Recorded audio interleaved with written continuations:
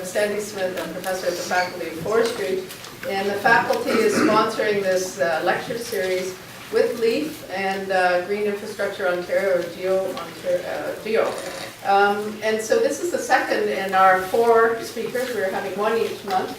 It's a great pleasure to welcome Bram Boonter here.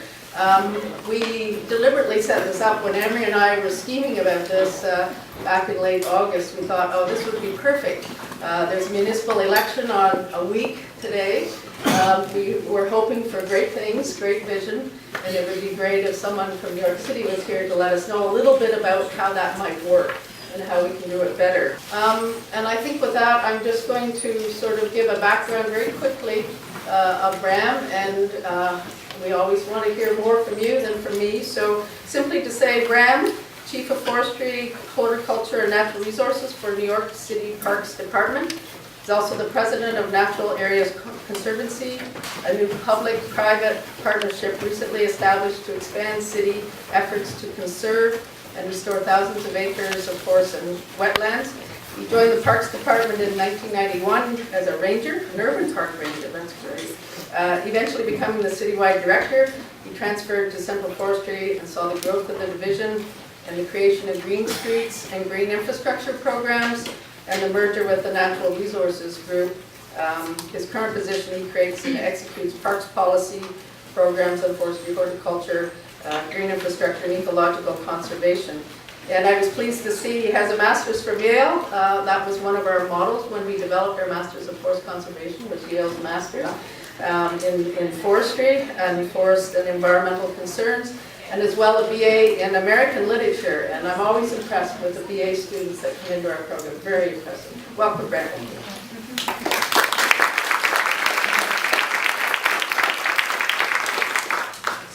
Thank you. I'm a bit overwhelmed. I guess I don't need to stand in front of this, right? Yeah. I didn't know so many people would show up. I thought it was going to be 10 of us talking in a circle. So thank you.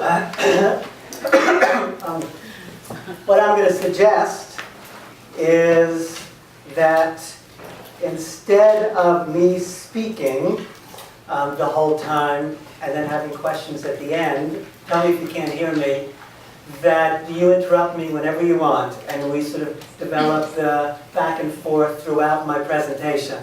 I have a lot of slides. Some of them I'm going to be able to go through more quickly. Some of them we're going to linger on. But I think it's going to be more interesting staying on topic. If you have questions about that specific slide or about what I'm saying, don't save it until the end is my recommendation. So you've got my titles. And just you can see this is our official branding at the Parks Department. I can't put together my own first slide without the branding police, but I think it looks pretty good, actually. So here is where we start. Can everyone see that? So this is old New York City. This is not a picture.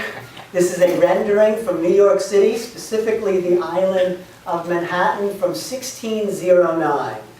And this is a rendering by a man named Eric Sanderson, who wrote probably the one of the most influential, if not the most influential book for people in my field in the last 2 decades, and it's called Mannahatta.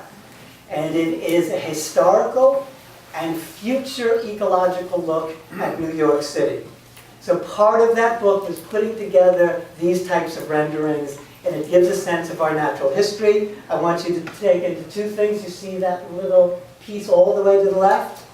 That is Henry Hudson's boat. It's a nice little touch. And obviously the fires are from the Native Americans there. But this is current New York City. It's where the built infrastructure sits side by side with the green infrastructure, although we do not use that distinction anymore. The way we look at the landscape and the way we think about it is one integrated ecosystem that is made up of all different types of typologies and spaces and communities. But this is a good representation of a current big city. In the future, I put a question mark next to it, but at least in New York City, our goal is very much on a future, the 21st century city that uses nature-based solutions for a lot of the issues that we're facing as a big urban center, and using those nature-based solutions as a way to increase the quality of life, including, and maybe foremost, its beauty. So this is a rendering, this is not real, this is a rendering of the edge of Brooklyn. We have this space for all those parks. What we just need to do is find the will and the money to create those parks along the shorefront. Okay, so this story, the story of mine, can be told in many different ways. And so I'm looking at my notes. And I'm choosing to tell this story in this particular way now. And then you'll see, I think somebody else who's telling the story might choose a different narrative arc. But I really, I'm here to sort of give you the big picture of my division. I'm focusing on the things that have catalyzed some of the programs and some of the initiatives that we have now and how we got there.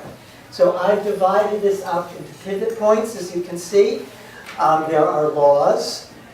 There's the EPA law, the Environmental Protection Association, which is a federal agency, and its Clean Water Act in the 1970s, which led to a huge initiative called Green Infrastructure. And I will come back to all these things, and I will weave in these pivot points as best I can into each one of the programs I'm going to talk about. Tree restitution is a law in New York City, so it's a local law. We now have a local biodiversity law, which I will get into. There is policy. There's the Plan YC, which is a data-driven planning and ecosystem services policy. There's equity. The current administration in New York City is focused on equity of resources and services throughout the city. That's driving stewardship and community participation. There's the individualized or idiosyncratic culture of New York City, which has led to very robust public-private partnerships. And I will get into that more specifically later on in the presentation. And then there's nature's imperative, as I call it. And in this particular instance, of course, it's Hurricane Sandy, which changed our culture a lot and has led to a focus on resilience and wetlands.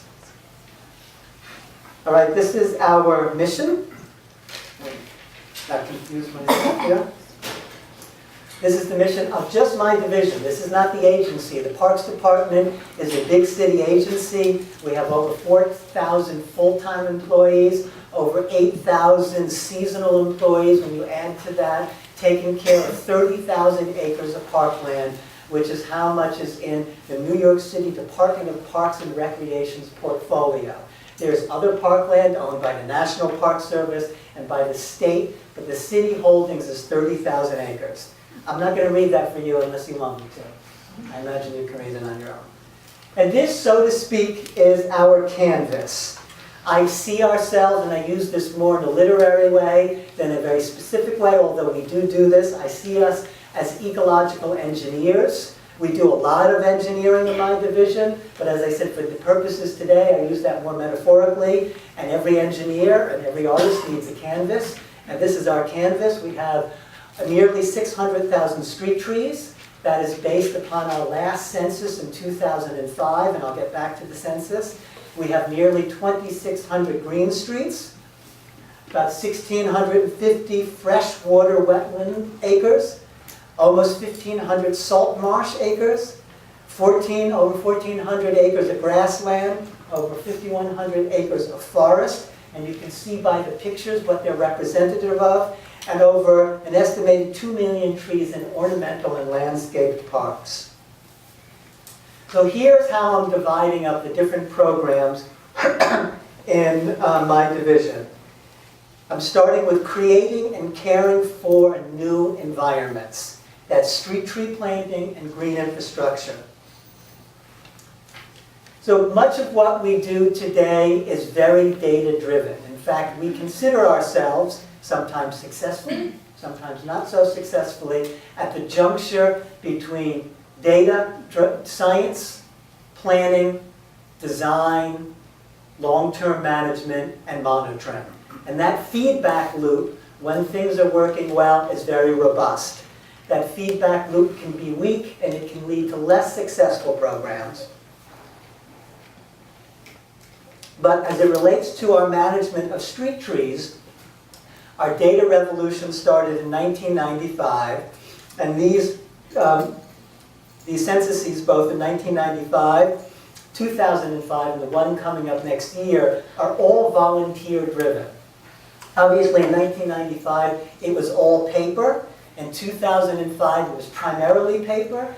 And in 2015, it's going to be primarily technology, people and their smartphones. Those people who want to participate and don't have smartphones will be given paper, but I would say 98% of this is going volunteers with their smartphones. Not all trees will be counted through volunteers.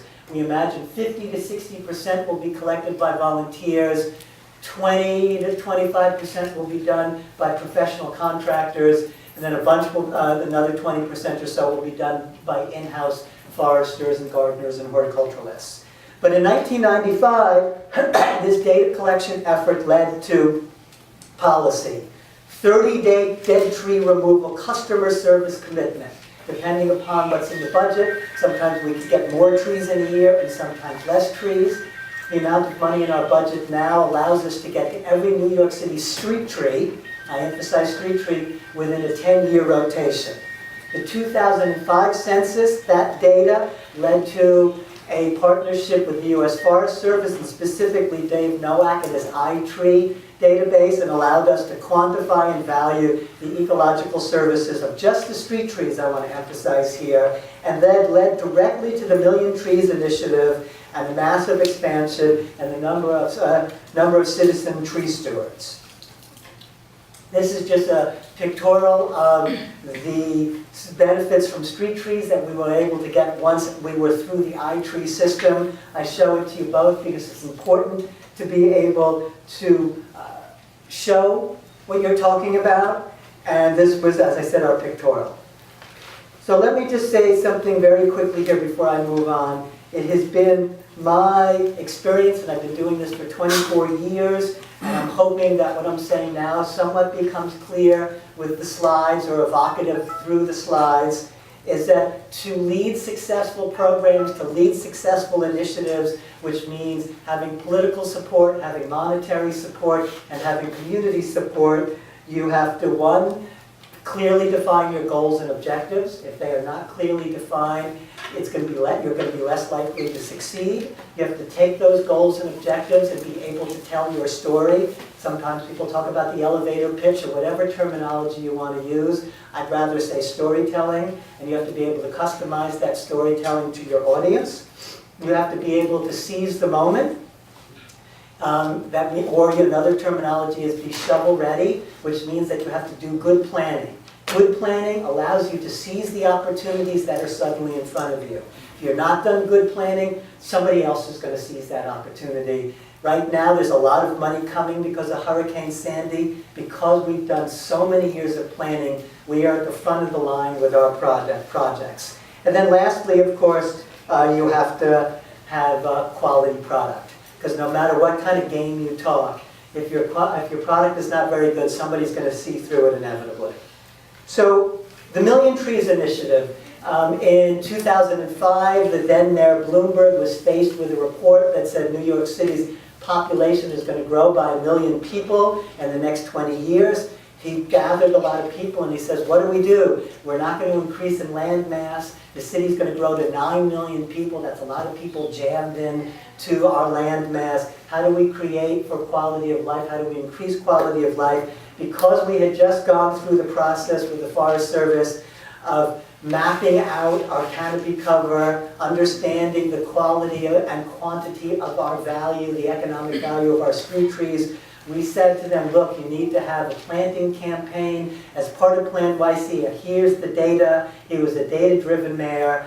Having Bette Midler say, having a Million Trees campaign helped us in our advocacy. She was speaking in the mayor's ear, and soon we were given hundreds of millions of dollars to increase New York City's canopy cover based upon ecological services. Cleaner air, cooler, shaded air, urban heat island effect, managing stormwater through evapotranspiration and other ways, and increase in property values and sequestration of carbon.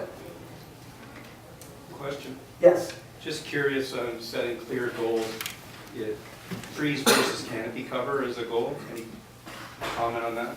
It's a good question. So initially this was phrased as increasing canopy cover. If we had known then what we knew now, I would have phrased it just as a million tree campaign and not as canopy cover. The canopy cover didn't take into account two very important things.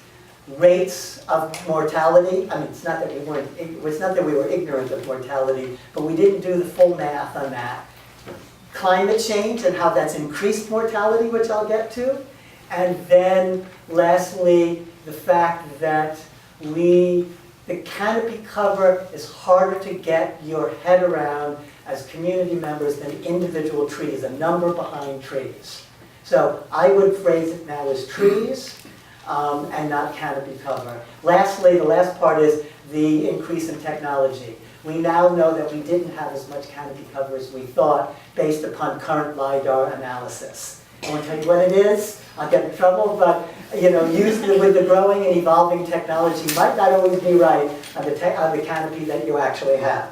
So going back to my pivot points, right? So data, wrong way.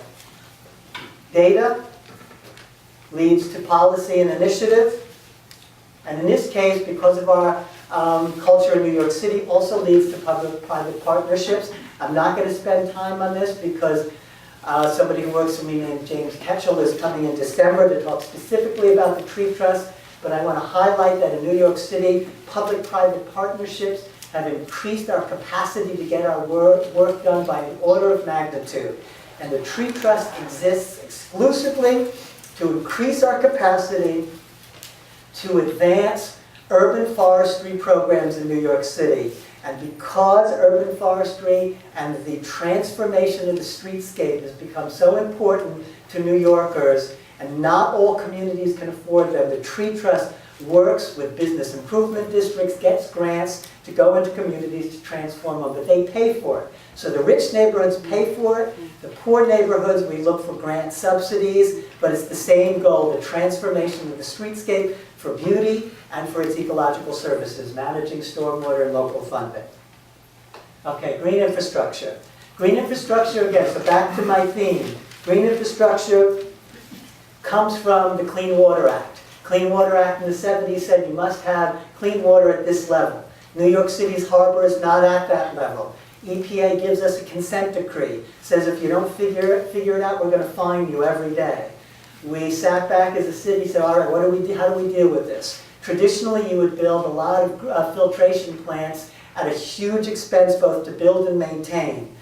Partly because some of the pioneering work we did in Green Streets, which I'll tell you about, and this is an early stormwater capture Green Streets, we were able to come up with a plan with our sister agency, the Department of Environmental Protection, to use $1.5 billion over the next 20 years to manage 10% of a 1-inch or less storm in our combined sewer overflow areas, which is 70% of the city. So a law leading to policy, leading to money. Initially, our Green Streets program, before the Green Infrastructure program, was based upon community beautification, but also to address localized flooding. Based upon calls to our 311 system, which is a city customer service system, we looked at a few hot spots. This is one of them. This is before. This is after. So for very local ways, we have just dealt with the local flooding, and we've made the neighborhood more beautiful. In addition, this was a $2 million grant that we got through the federal government to do this work. In addition, based upon the data-driven work that we believe in, we teamed up with Drexel University. It's a university with a really high-level environmental engineering program. They started doing monitoring equipment at these sites. They joined us before we built them. They put the monitoring equipment in the ground, and because of that equipment, we understood that at this one particular site, at Nashville Boulevard in the depth of Queens, I doubt any of you will ever be there, but in that one particular site, we know that it captured 31 times as much water as we had designed it for in that sub-tributary during Hurricane Sandy, which is huge concrete evidence for the effectiveness of green infrastructure. One Green Street site is not going to do anything in terms of Sandy, but 5,000 of those sites might do something. So back to this again, I told you about the EPA consent decree. We have 422 CSO outfalls. So this is just a quick map to show you, to re-articulate what I just said. So that policy, the law leading to policy, which is driven by data, led to this. 5,000 of these right-of-way bioswales are now being built around the city by our division, by the Department of Environmental Protection. It just looks like a street tree pit, but it's engineered with inlets and outlets. It's engineered with soil that retains and captures the water. It's planted with plants that are both drought tolerant and flood tolerant, and it's really pretty. Now it needs maintenance, of course. Yes? I can see getting the capital to do this kind of work. Yep. But especially if you're kind of going for beautification, how do you make sure that the maintenance is going to follow the capital build out so it doesn't end up looking like a mess in 5 years? Excellent point, and I was just going to get to it. In our culture in New York City, there's a pretty large gap between capital money and what we refer to as an expense money, but I think you would call it operational money or operations money. As these programs are being unveiled, people like myself and my bosses are saying we cannot do these programs without long-term maintenance. So the Office of Management and Budget, which oversees the city's money and city's finances, working with City Hall, has started giving us maintenance money. There are 266 people that will be hired citywide through this operational money to take care of green infrastructure, because we've been able to make the argument quite clearly, both tangibly by looking in the field, and theoretically based upon our experience, that you can build them, but they will just then go to a waste. In fact, they won't even serve the purpose that they were built for, which is effectively managing the stormwater. So we have been given 266 lines to manage these sites citywide. Is that enough or not? We'll have to see over time, but it's a good start. In addition, it's green jobs. 266 people who might be in other fields are now working in the green field. So that's the way we would manage. I don't mean to make it sound so rosy. We're constantly struggling with this, and there's many, many capital investments that have gone to waste, but we've gotten much, much better at it. So this is the Green Streets part of it. So this is the right-of-way bioswale. The Green Streets part of it looks like this before and after. So this is not only beautiful, it is managed to capture stormwater. And many of these sites together, this is out in the far Rockaways, really does have an effect on local flooding. Okay, so the next category is restoring and conserving ecosystems. Forest restoration, wetlands restoration, plant conservation, environmental protection. Let's start with forest restoration.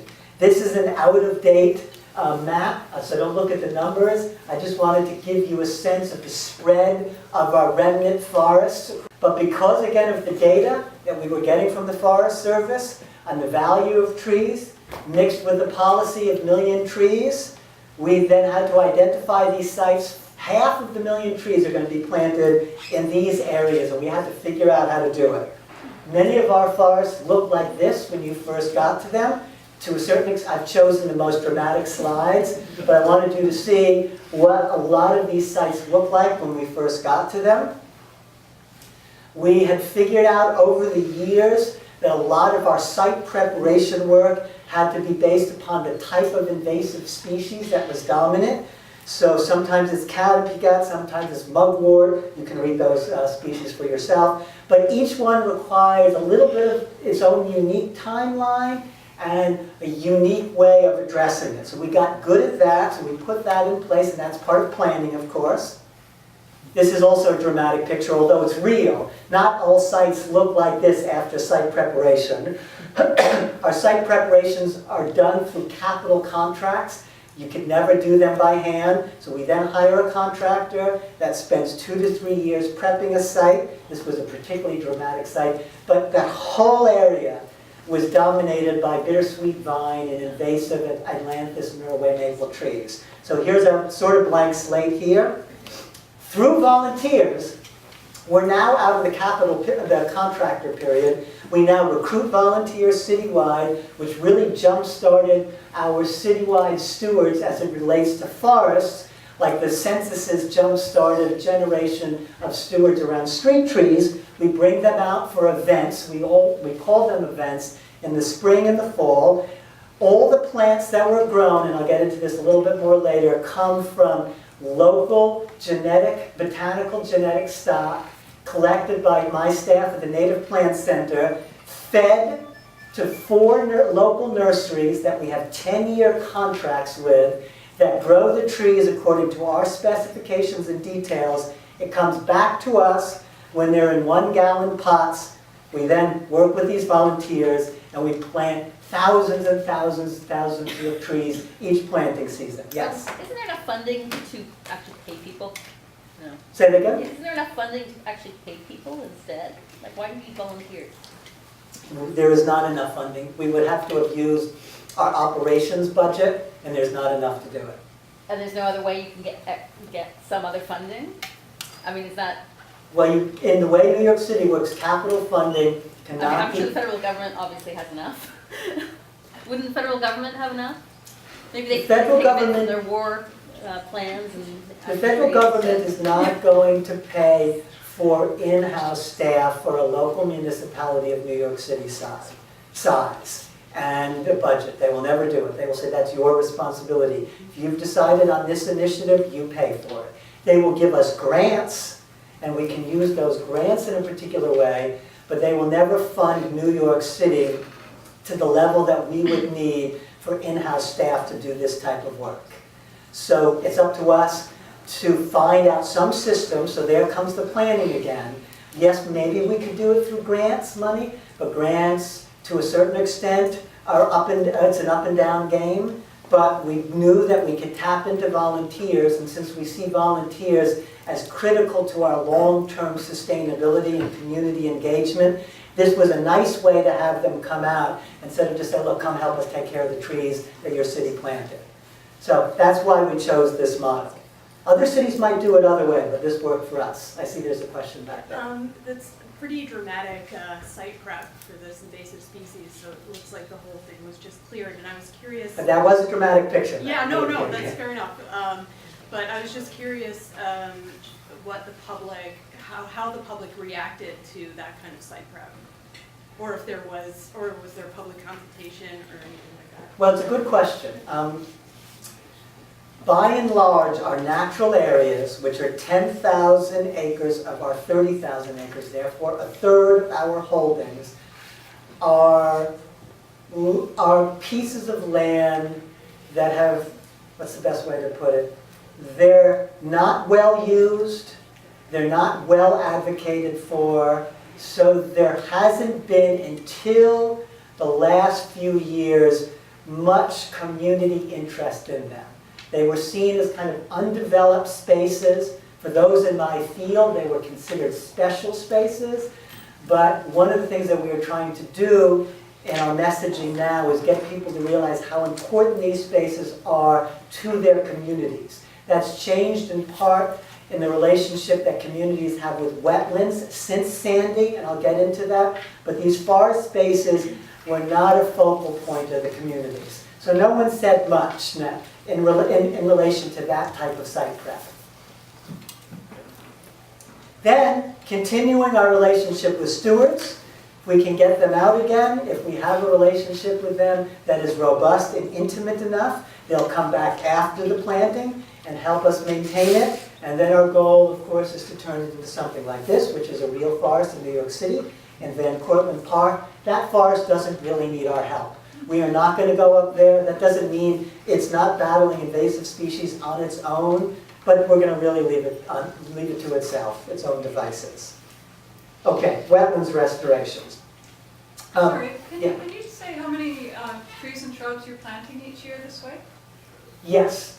Each season, we have planted between 20 and 30,000 native trees and 5,000 to 10,000 native shrubs, and about 20,000 to 30,000 native herbaceous material where appropriate.